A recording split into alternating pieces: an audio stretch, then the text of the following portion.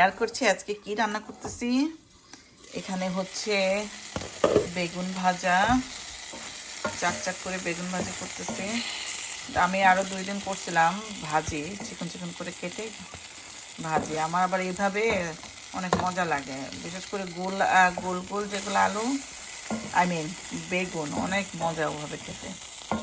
হয়ে গেছে মোটামুটি, আর একটু হবে।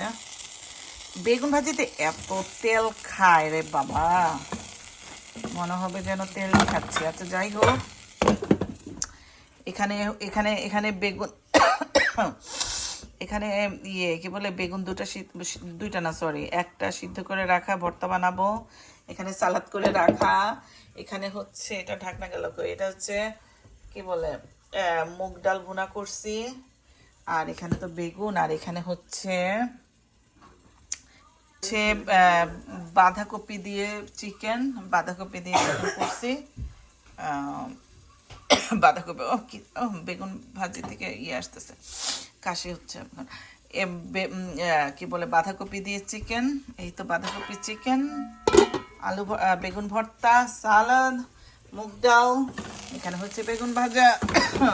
আর বাচ্চাদের জন্য করছিলাম শর্মা।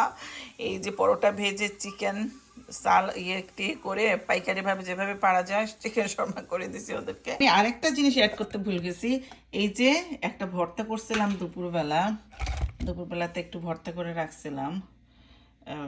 এই তো ছিল, আমি খাই নাই, এখানে রাখা।